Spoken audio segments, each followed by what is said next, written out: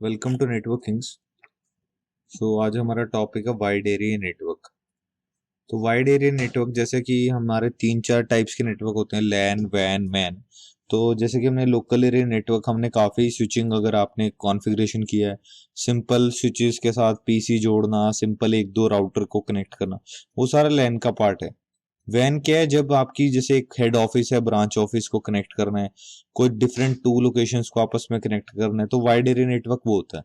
तो नीड क्या है हमारी वैन की, जैसे बिजनेस कंपनीज हैं, किसी ने रिमोट ऑफिस खोला हुआ किसी और लोकेशन पे, बहुत सारे रिमोट वर्कर्स हैं, मतलब घर बैठ के ही काम कर रहे हैं। फिर बहुत सारे रिमोट ऑफिस हैं कि कोई घर बैठ के अपने प्राइवेट लाइन नेटवर्क या होम से एक्सेस कर रहा है, कोई मोबाइल से कोई भी वेबसाइट कर रहा है, या मान लो ये पूरा इंटरनेट की तरह ही है। तो वैन क्या, हमेशा अगर फॉर एग्जांपल सबसे इजी मेथड यही है समझाने का कि अगर आपको फेसबुक, गूगल या कोई और different kind of server access करना है, तो आप google.com लिखते हो, मोबाइल पे, टैबलेट पे, कहीं पर भी लिखते हो, तो वो क्या, पूरा का पूरा सारा जो फेसबुक जितने भी सर्वर्स हैं वो सारे वाइड एरिया नेटवर्क के अंदर आ जाते हैं। वाइड वैन और लैन में डिफरेंस क्या है कि जो वैन है उसका कोई एरिया स्पेसिफिक नहीं है, यानी वाइड जियोग्राफिक एरिया है, मतलब पूरा कहीं पे भी फैल सकता है वाइड एरिया नेटवर्क। लैन क्या, सिंगल बिल्डिंग होगी या छोटा एक एरिया होगा, जैसे पांच छह बिल्डिंग्स को, उसे लैन बोल दिया जाता है। ठीक है, लैन क्या होता है, वो कंपनी का खुद को होता है लैन।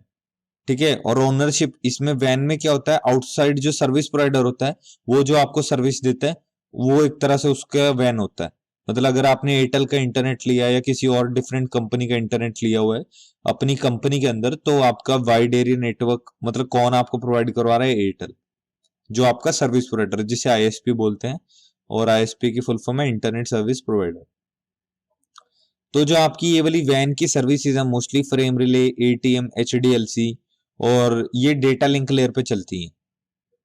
तो अब वैसे और भी चीजें आ गई हैं, जैसे एमपीएलएस हो गया, MP layer 3 VPNs, but most technologies कौन सी हैं आपकी, data link layer, frame relay, ATM, HDLC, ये काइंड ऑफ सर्विसेज।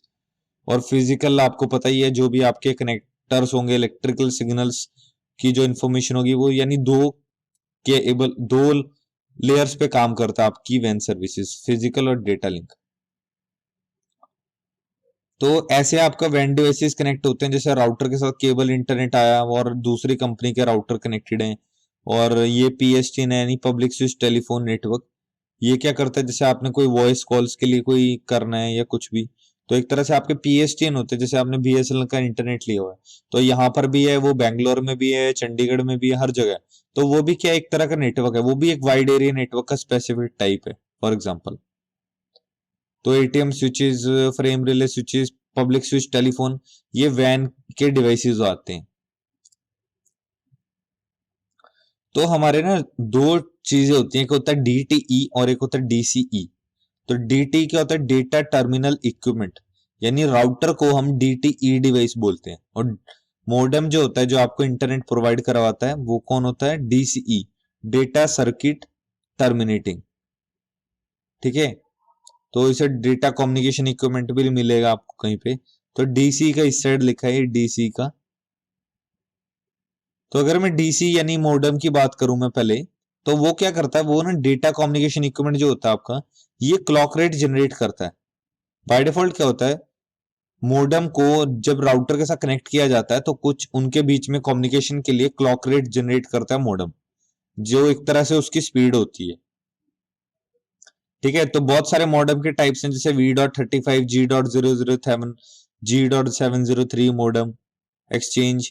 तो ये सारे मॉडेम्स होते हैं जो कनेक्टिविटी होते हैं, जो आईएसपी के होते हैं।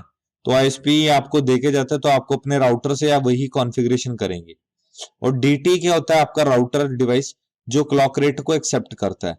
याद है कई बार हम पैकेट रेस में क्लॉक रेट देते हैं, वो क्यों देते हैं, क्योंकि आप राउटर को राउटर से जोड़ रहे हैं, और कहीं भी यही लिखा नहीं गया कि राउटर को राउटर से जोड़ना है, यानी डीटीई को डीसीई से ही जोड़ा जाता है, डीटी को डीसीई से नहीं जोड़ा जाता।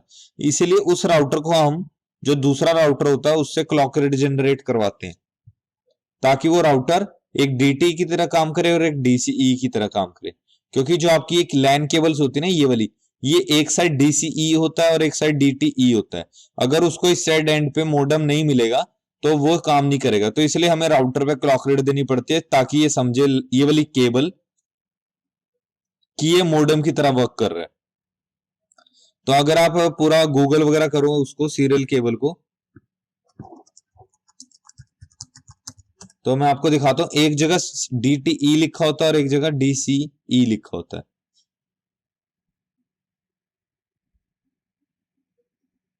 ये रही केबल।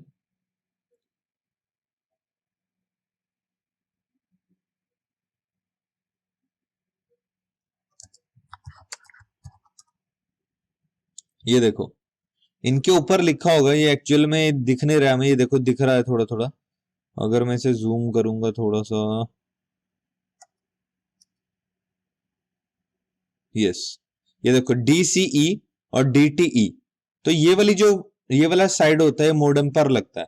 और हमारे पास तो जब हम प्रैक्टिस करते हैं या कई जगह ऐसा भी होता है जब हमें एक राउटर के लिए बैकअप रखना पड़ता है कि अगर एक राउटर डाउन हो जाए तो दूसरा काम करे, तो राउटर को राउटर से कनेक्ट करना पड़ता है। पर राउटर को राउटर को से कनेक्ट नहीं कर पाते थे इस केबल से। ये फास्ट इथरनेट का कोई इशू नहीं है, सीरियल केबल जो होती है ना उसमें इशू होता है सिर्फ। DT DCE वाला जो होता है, क्योंकि ये वाली जो केबल होती है हमारी वैन केबल होती है एक तरह से, wide area network kind of cable समझो आप इसे। जो फास्ट इथरनेट और इथरनेट होती है वो लैन केबल मानी जाती है। पर आजकल फाइबर ये वाली केबल्स यूज होती हैं और गीगा पोर्ट्स यूज होते हैं, तो ऐसा कुछ नहीं है। तो आपको सिर्फ याद रखना, राउटर को DTE बोलते हैं, मॉडेम को DCE बोलते हैं। ये जो केबल होती है, अगर ये वाला साइड DTE का राउटर में लगेगा और ये DC वाला इस साइड लगेगा। अगर आप मॉडेम नहीं कनेक्ट कर रहे हो, आप पैकेट ट्रेसर में दो राउटर जोड़ रहे हैं, असली में जोड़ रहे हैं, तो एक साइड सीरियल केबल जब आप यूज करोगे, ये दिखा देता हूं मैं आपको।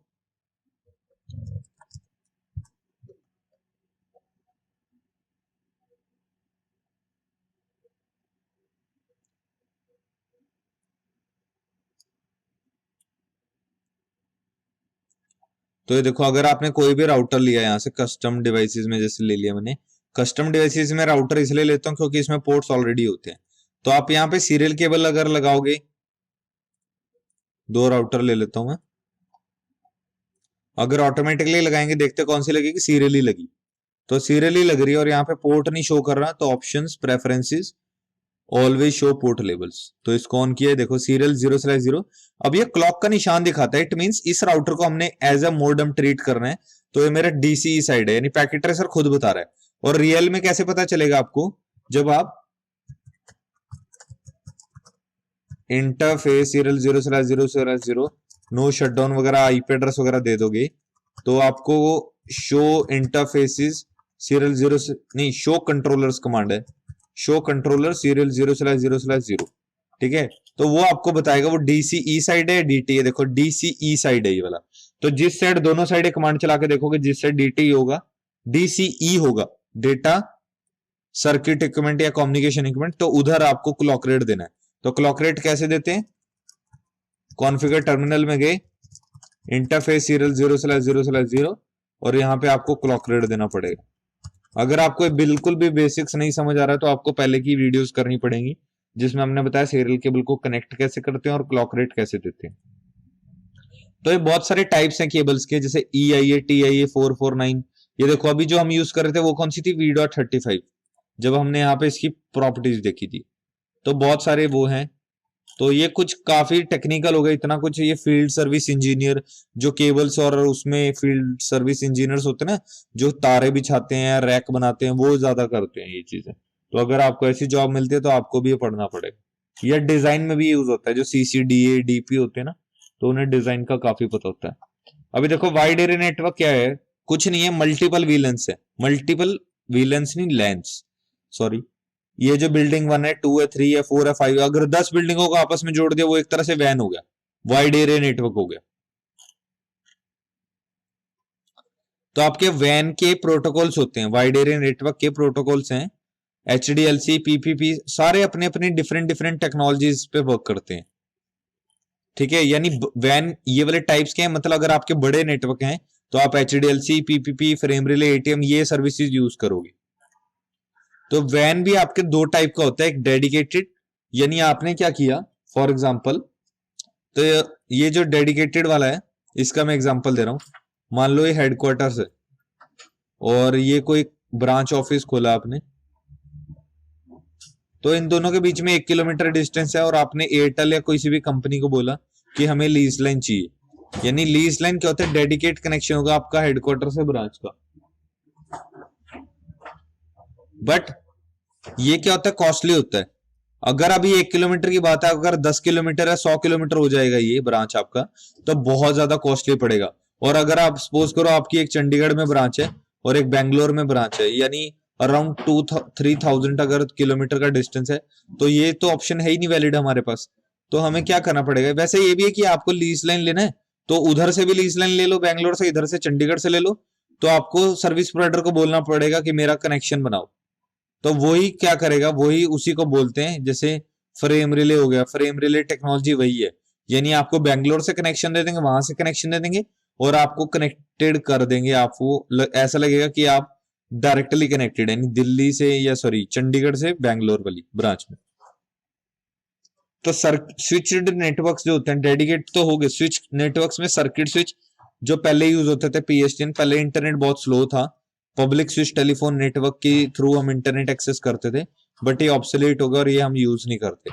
फ्रेम रिले कुछ एक जगह पे रह गया, बट आजकल एमपीएलएस एक टेक्नोलॉजी है, वो ज्यादा यूज होती है।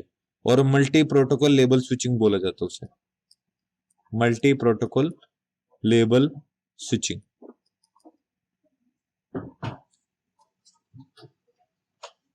तो यही मैंने बताया, डेडिकेट लाइंस होती हैं, सर्किट स्विच होता है, पैकेट स्विच होता है, और जो लीज लाइन होता है सिक्योर होता है सबसे ज्यादा, क्योंकि आप आपस में कोई बीच में आ ही नहीं रहा, राइट।